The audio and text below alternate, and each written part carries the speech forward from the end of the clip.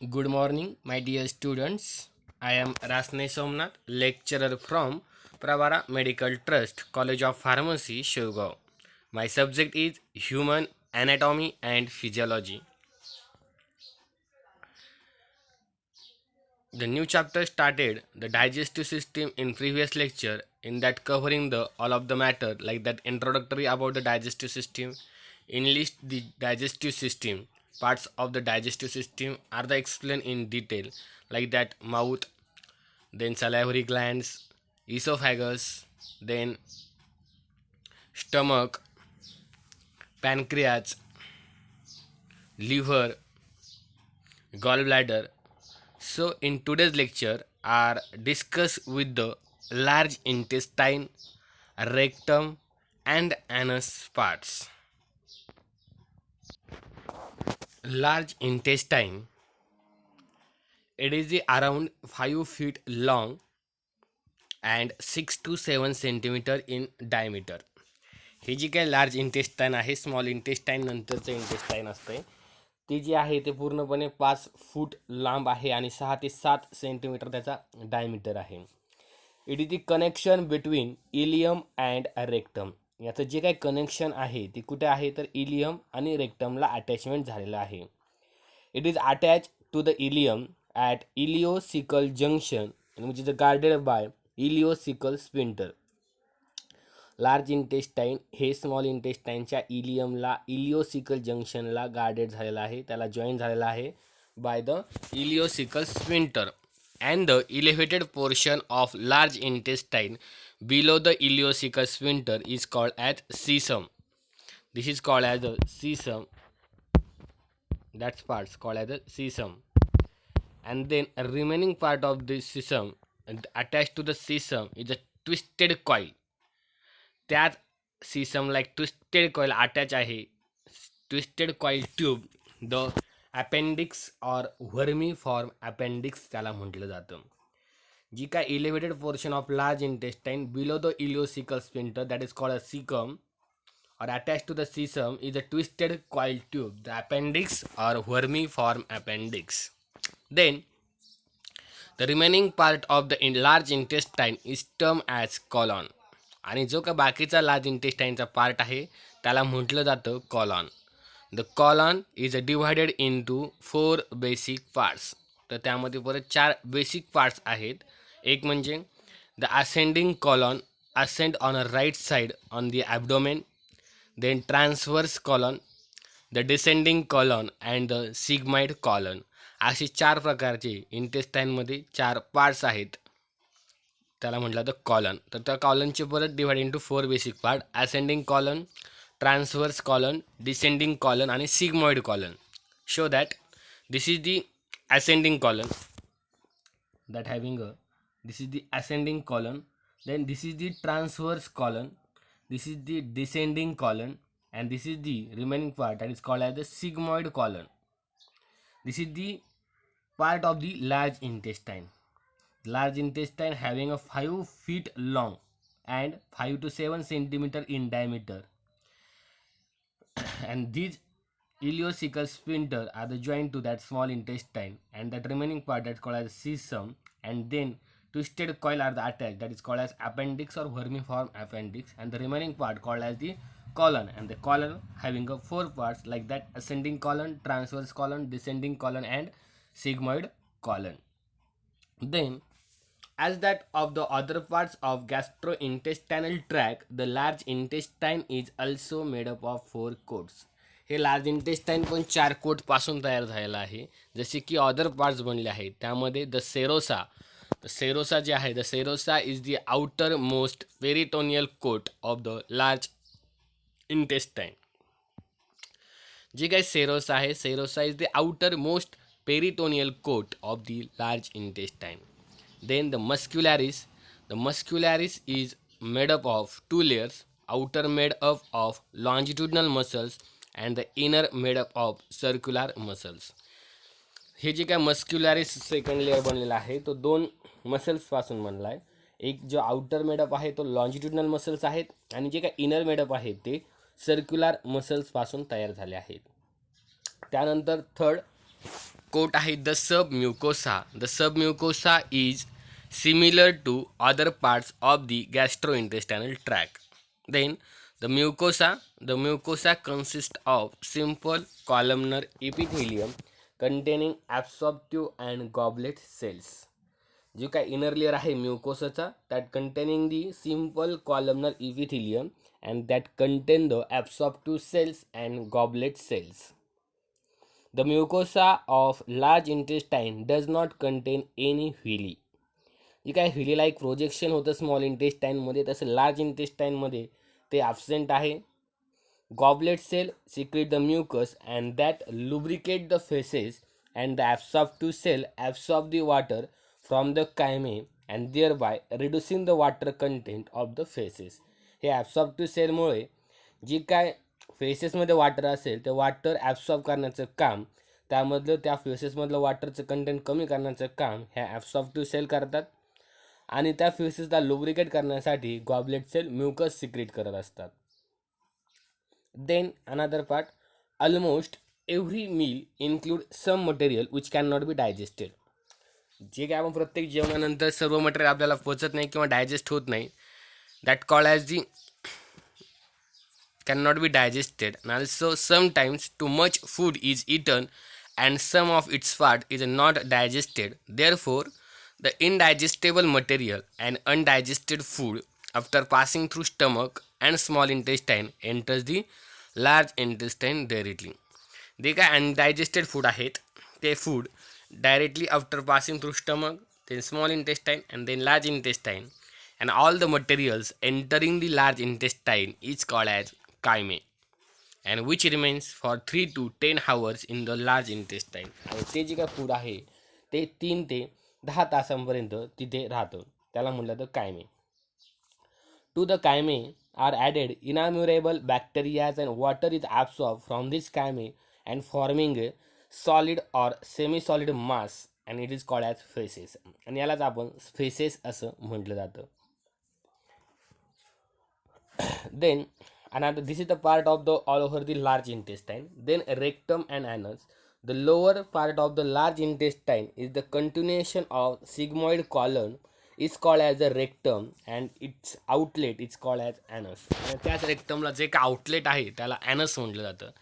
Rectum is about 20 centimetre long. जे काय rectum आहे ते 20 centimetre long and last 2 to 3 centimetre part of rectum is called as anal canal.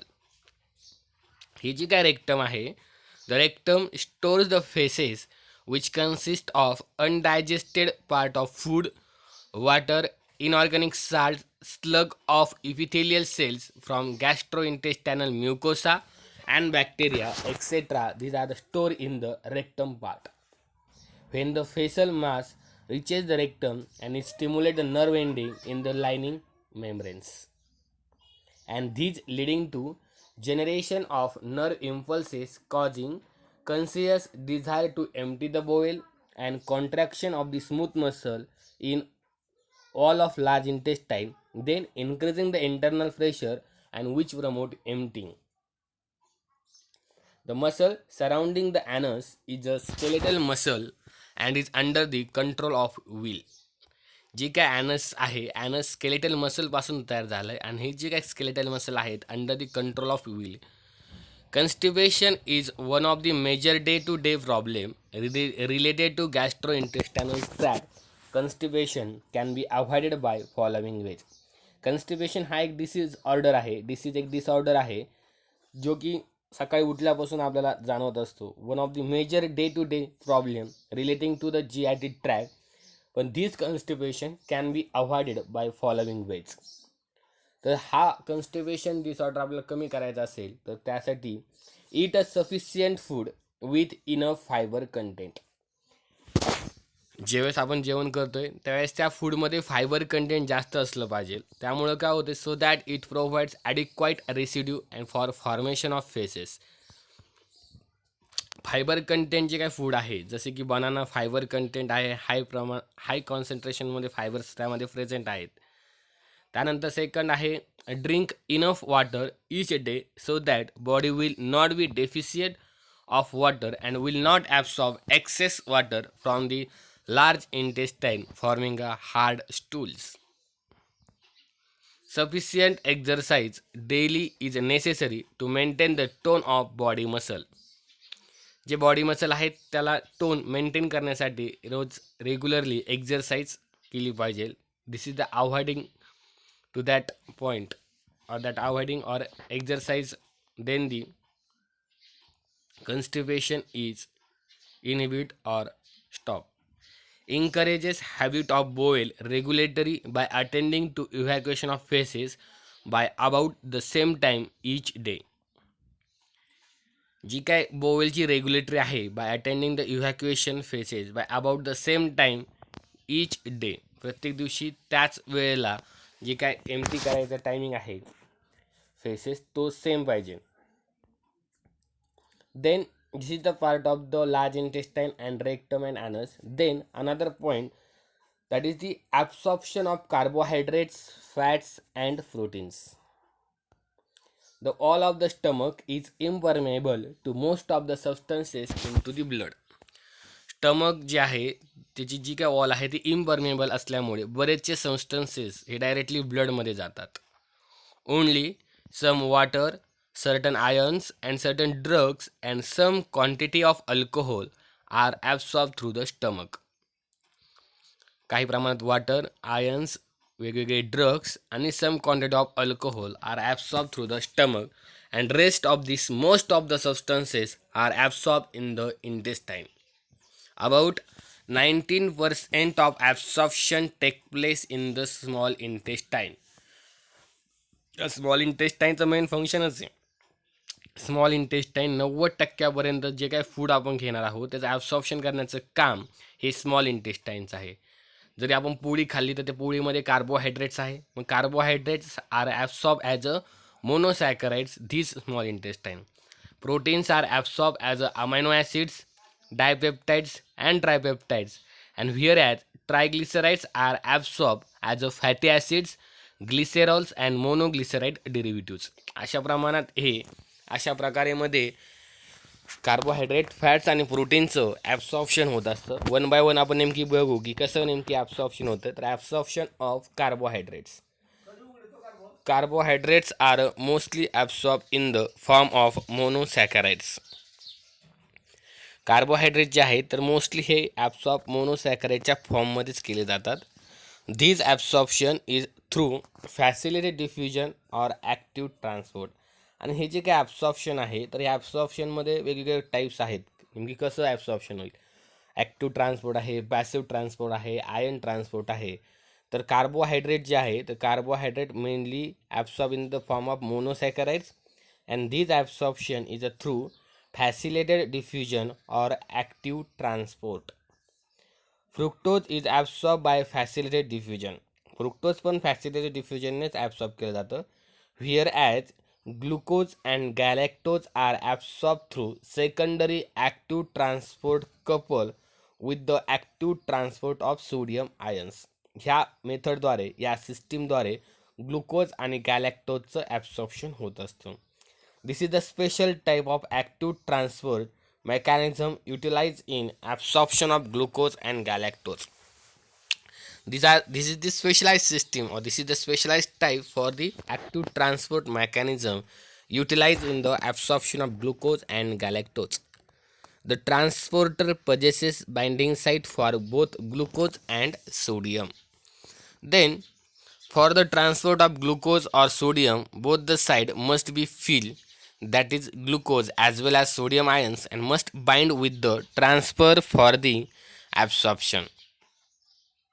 Glucose and sodium along with water move in the same direction, and therefore it is a major consideration over here, that is a Simport system. And this major consideration over here, that is dehydrated condition are the created, and the patient are recommended to take water along with sugar and common salt.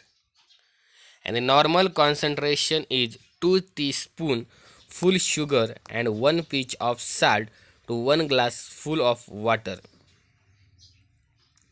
That having problem are the recovering.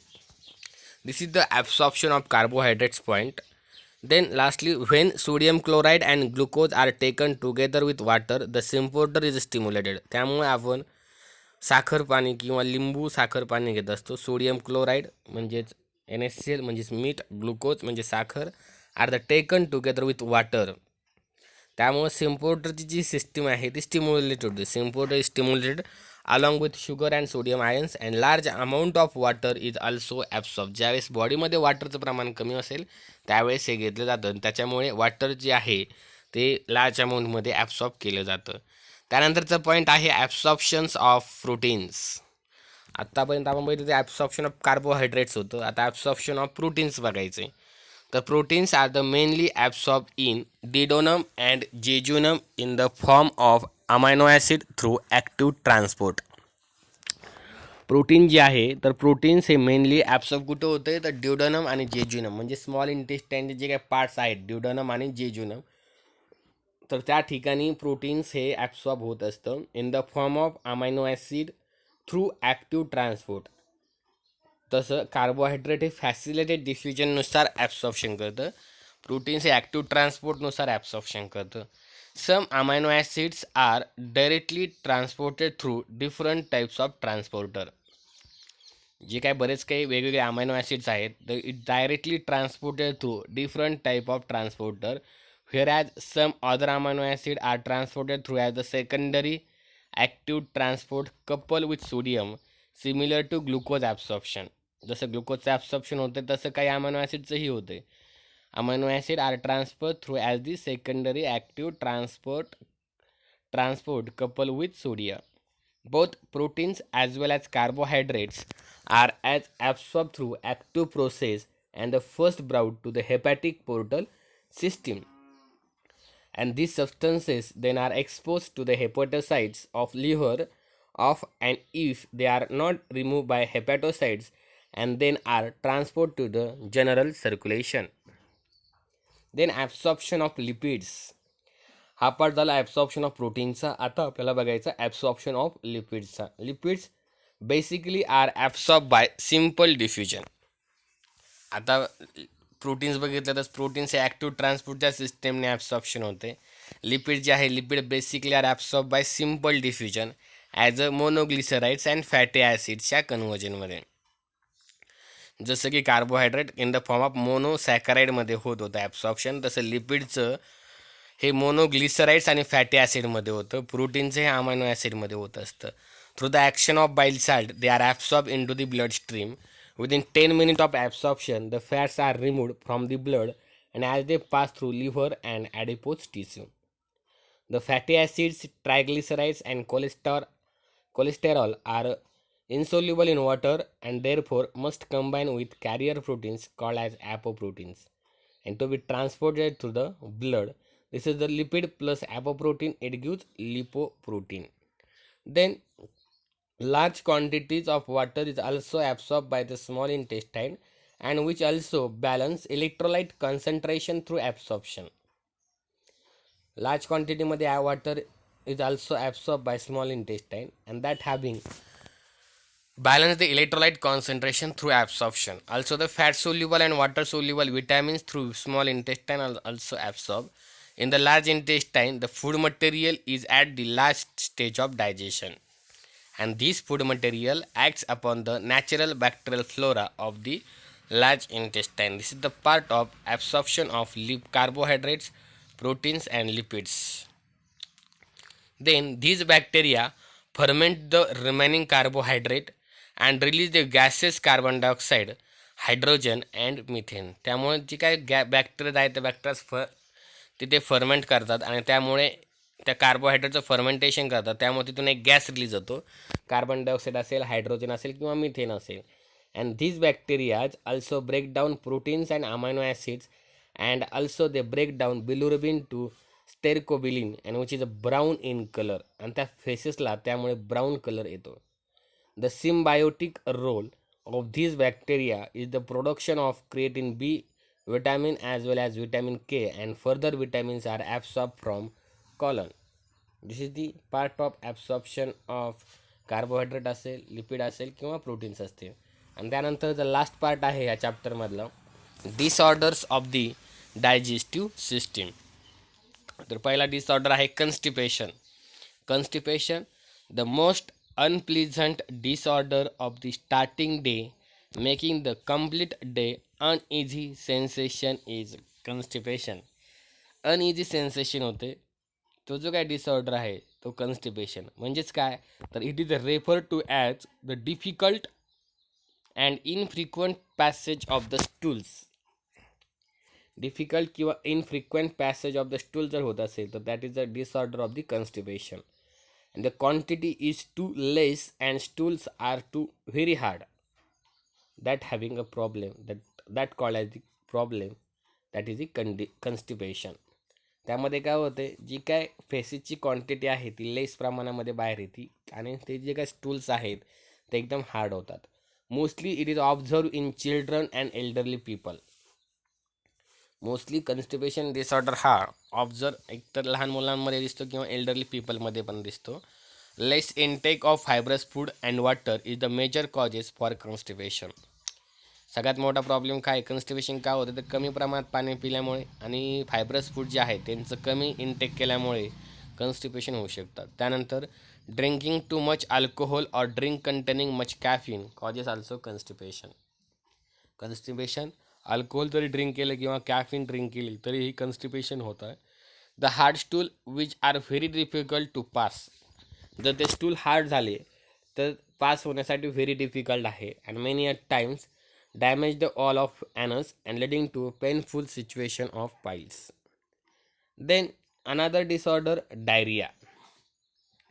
It is the condition where one passes loose or watery stools along with the increases in the frequency of the bowel movement. ही जी काय diarrhoea condition म्हणजे जुलाब, these are the condition that having one pass loose or watery stool along with increases in the frequency of bowel movements. Bacterial infection is the major causes for diarrhea. Bacterial infection हा सगळ्यात मोठा cause आहे डायरियाचा. Food poisoning can also be responsible. With excessive passage of water stool the body get dehydrated and excessive weakness can be counter attack either by giving sugar, salt, water rehydration therapy by using IV saline. ज्यावेळेस जुलाब होतात त्यावेळेस काय होतं, सर्व water निघून जातं, electrolytes निघून जातात, त्यामुळे ती बॉडी डिहायड्रेशन होऊन जाते आणि डिहायड्रेशन झाल्यानंतर एक विकनेस येतो आणि ते विकनेस कमी करण्यासाठी त्या पेशंटला sugar, salt, rehydration therapy use केली जाते. त्यानंतर थर्ड डिसऑर्डर आहे heartburn. This condition has nothing to do with the heart. Heartburn ही काय कंडिशन हर्टच्या रिलेटेड नाही आहे. These are the condition has nothing to do with the heart. It is the only reflux condition where the acid from the stomach refluxes in the esophagus and leading to the burning sensation. फक्त काय होतं, reflux condition होती, जी काय स्टमकमध्ये acid आहे ते reflux होतात इसोफॅगसमध्ये आणि त्यामुळे आपल्याला इसोफॅगस किंवा तिथे बर्निंग सेन्सेशन जाणवतील. And the burning sensation is felt on specially behind the sternum and sense refer to as heartburn. आणि लास्ट डिसऑर्डर आहे peptic ulcer. The hydrochloric acid and pepsin in the stomach in damage the wall of stomach when the mucosal coating becomes weak or when this combination becomes excessively aggressive, leading to circumscribed ulceration of mucous membrane penetrating through the muscularis mucosa, and that is called as the gastric ulcer. When it is in the stomach, and duodenal ulcer when it is called as a duodenum ulcer.